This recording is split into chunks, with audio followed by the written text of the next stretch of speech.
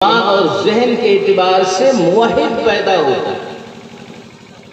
پھر حدیث میں ہے فَأَبَوَاهُ يُهَوِّدَانِهِ أَوْ يُمَجِّسَانِهِ أَوْ يُنَصِّرَانِهِ۔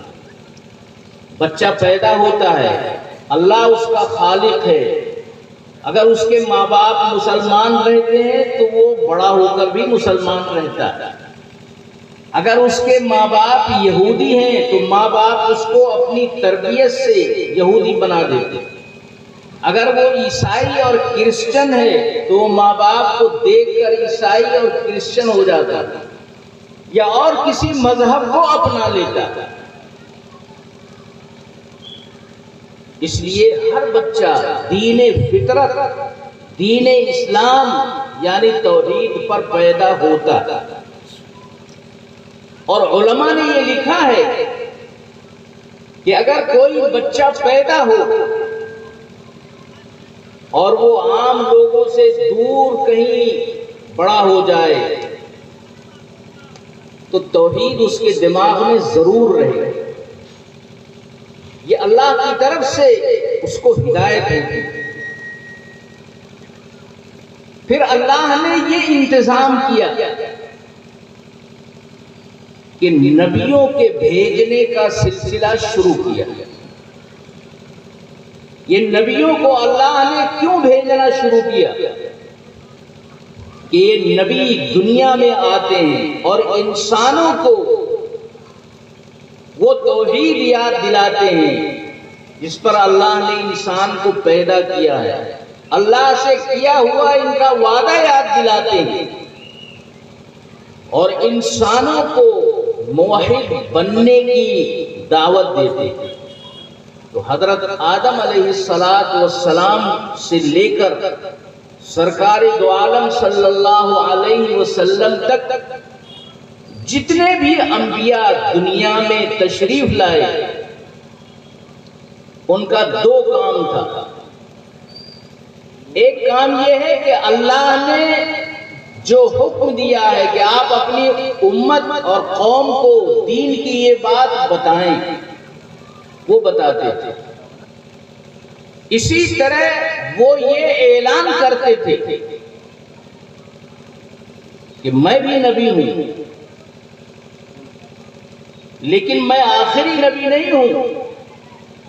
آخری نبی حضرت محمد مصطفیٰ صلی اللہ علیہ وسلم ہوں گے۔ ہر نبی اپنی قوم میں یہ اعلان کرتا تھا تاکہ قوم یہ سمجھ جائے کہ جتنے بھی انبیاء آئیں گے ان میں ایک نبی آخری نبی ہوگا جس کے بعد اور کوئی نبی نہیں آئے۔ تو اللہ تبارک و تعالی نے لوگوں کی ہدایت کے لیے یہ نظام قائم کیا۔ پھر جتنے بھی انبیاء آئے وہ اپنے اپنے وقت میں اپنا کام کر کے چلے گئے۔ اللہ نے سب کو ایک دین دیا، کچھ مسائل دیے، کچھ دین کے احکام ان کو بتائے، وہ امت کو بتاتے رہے۔ جب ان کا وقت آتا تھا تو وہ چلے جاتا تھا، ان کے بعد دوسرا نبی آ جاتا تھا، ان کے زمانے میں بھی دوسرا نبی آ جاتا تھا۔ ایک وقت میں ایک ہی جگہ کئی نبی اللہ تبارک و تعالی بھیجتے تھے۔ کچھ باتیں ایک نبی کو بتائیں، کچھ باتیں دوسرے نبی کو بتائیں، کچھ باتیں تیسرے نبی کو بتائیں۔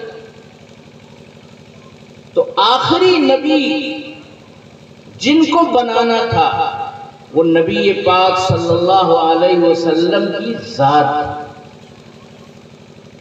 آپ کے بارے میں جس طرح ہر نبی نے اعلان کیا، اسی طرح بہت سے نبیوں کو اللہ نے جو کتابیں دی ہیں،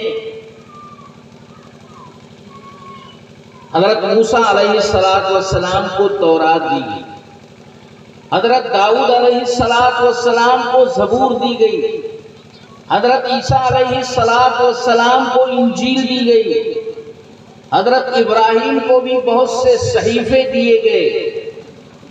دوسرے اور انبیاء کو بھی کچھ صحیفے اور کتابیں دیے گئے، اور ہر کتاب میں نبی پاک صلی اللہ علیہ وسلم کا تذکرہ ہے، آپ کے حالات بیان کیے گئے ہیں، آپ کی شکل بیان کی گئی ہے، آپ کے جسمانی اوصاف بیان کیے گئے